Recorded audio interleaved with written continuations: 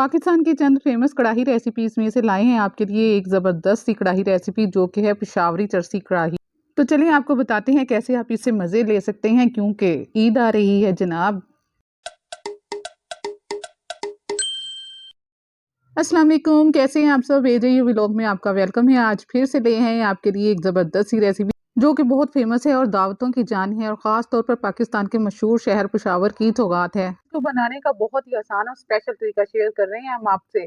तो शुरू करते हैं अल्लाह ताला के बबरकत नाम से जो बड़ा मेहरबान और नहायत रहम करने वाला है। जैसा कि आपने देखा होगा कि कढ़ाई हमने रखी है, उसमें घी डाल दिया है तकरीबन 1 से 1.5 कप, और उसमें अदरक लहसुन की पेस्ट 2 से ढाई चम्मच ऐड करके हमने उसको हल्का सा फ्राई किया। फ्राई करने के बाद अब इसमें हमने मटन ले लिया है, यानी कि गोश्त ऐड कर दिया है उसको फ्राई करने के लिए, और उसको आपने अच्छे से फ्राई करना है 7 से 8 मिनट।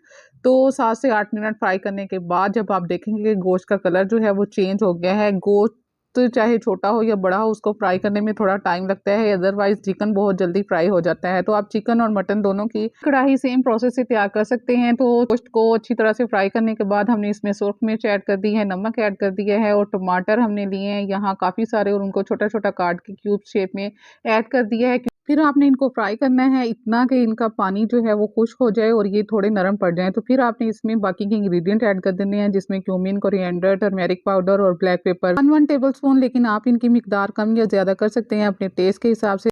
अब तमाम मसाले ऐड करने के बाद 4 से 5 मिनट आपने इनको फ्राई करना है ताकि तमाम मसालों का अरोमा अच्छे तरह से गोश्त में मर्ज हो जाए। अब फ्राइंग का प्रोसेस कंप्लीट करने के बाद बारी आती है गोश्त को गलाने की। तो उसके लिए आपने इसमें ऐड कर देना है पानी, तकरीबन 1 से 1.5 गिलास, और फिर कवर करके आपने मीडियम स्लो आंच पे इसको गलाना है।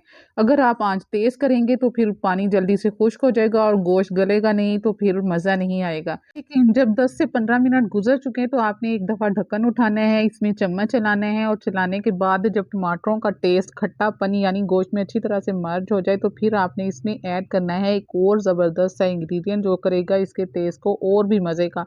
तो उसके लिए लेना है आपने अदरक, उसको स्लाइस बारीक बारीक काट लेना है, और काट के आपने इसमें ऐड कर देना है। थोड़ा सा अदरक रख लीजिएगा, बाद में गार्निशिंग के लिए काम आएगा।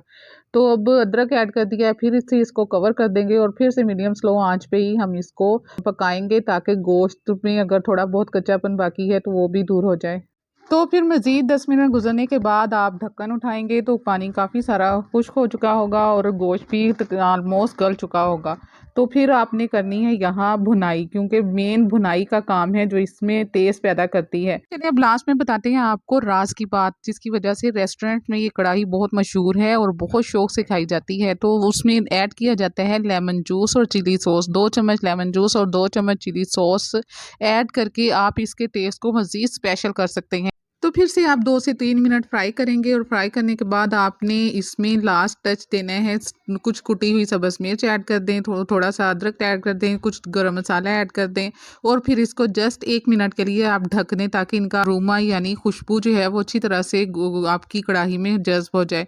तो इस तरह से बहुत ही आसान और सिंपल तरीके से तैयार कर लिया आपने वो मज़ेदार और ज़बरदस्त सी कढ़ाई जो कि पूरे पाकिस्तान में फेमस है, और बहुत दूर दूर से लोग पेशावर जाते हैं इस कढ़ाई को खाने के लिए। लेकिन आप घर बैठे मज़े ले सकते हैं पेशावरी कढ़ाई के, बशर्ते कि आप इस रेसिपी को फॉलो करेंगे। तो चलिए अब बाउल में डालते हैं और इसकी फाइनल लुक दिखाते हैं आपको, जो कि माशाल्लाह से बहुत प्यारी लग रही है। तो चलें अब आपको इस बोटी की सॉफ्टनेस भी दिखाते हैं कि कितना ज़बरदस्त गला हुआ है ये। उम्मीद है आपको ये रेसिपी पसंद आई होगी, तो फिर चैनल को लाइक करें, सब्सक्राइब करें और बेल आइकन भी दबा दें ताकि हमारी हर आने वाली नई वीडियो का नोटिफिकेशन आप तक जल्दी से पहुँच सके।